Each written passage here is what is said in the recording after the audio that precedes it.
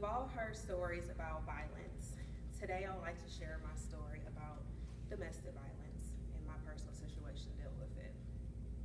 Domestic violence can be emotional, physical, even psychological. Mine was a little bit of emotional and physical. I know you guys are all thinking, that can never be me. I can never be in an abusive relationship. Okay, sure. At one point in time, I thought the same thing.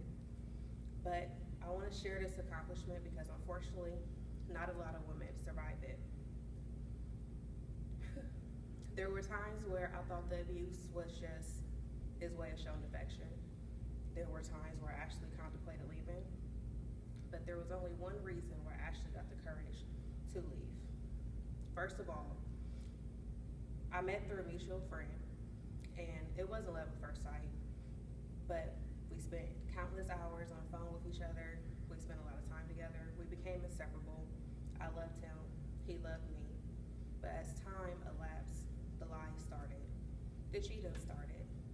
And he used to tell me that those girls didn't mean anything. I was the one that meant everything to him. And he told those girls to my face. So I knew he had to have loved me.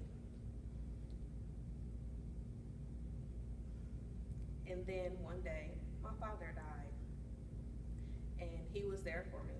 He showed me love. He showed me time. He gave me devotion. And there's no way I knew those other girls didn't mean anything to him. It was just me. That's why I loved him, and that's why I stayed. So now that I explained why I decided that his abusiveness was part of his shown affection, I'll explain why there were times I contemplated leaving. We have been together for a few years now, and things were kind of good. We were pretty much happy. My self-esteem had gone down a little bit because of recent weight gain, but he paid me compliments.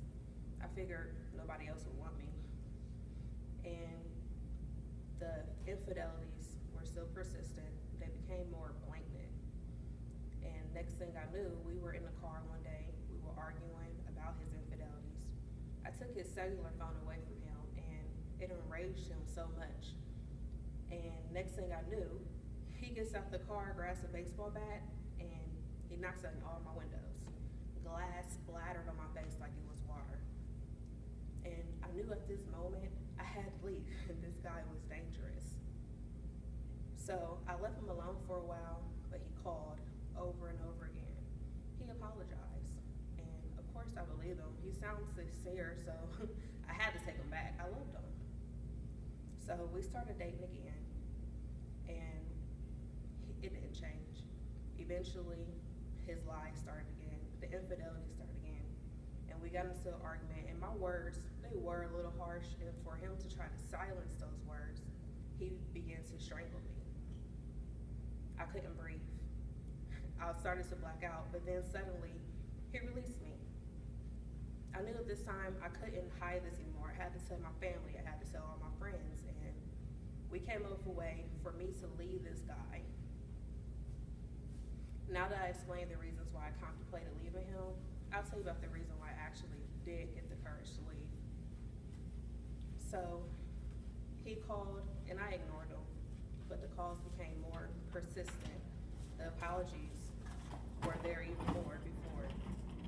And I cared for him, so I figured he won't do it again. So against my better judgment, I started dating him again. My family and friends, they didn't know. I knew they wouldn't understand. They could never understand the love I have for this person. But then one day again, we started arguing. He tries to strangle me again. And at this moment, it was the catalyst that I knew I had to leave this guy. The world was no longer just black and white. There were shades of gray too. So let me end by saying this.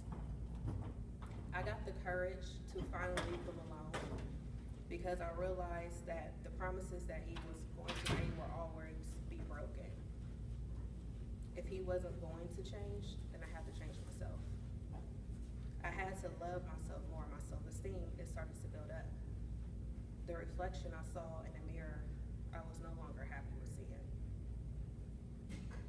I became determined to do something better with myself, to get something better for myself. I deserve better for myself. So that's what I pursued to do. The attractiveness I once held for this man, it was no longer there. The smile that I once loved, I loathed. I realized I didn't love this man anymore, I loved myself. So let me end by saying this again, that I'm proud that I was able to escape from this domestic violent relationship. I cared about myself, I let my friends down, I let my family down, and most importantly, I let myself down. But I was able to persevere, and I gained the courage to get away from this relationship and from this dangerous person. There was an article written by Melissa Jilson, published by the Huffington Post, that stated the most dangerous times for victims is when they're attempting to leave. I'm glad I didn't become another statistic. I'm glad that I'm able to share this story with you all and to inform you of my proudest moment. So hopefully it'll give someone else the strength to do the same.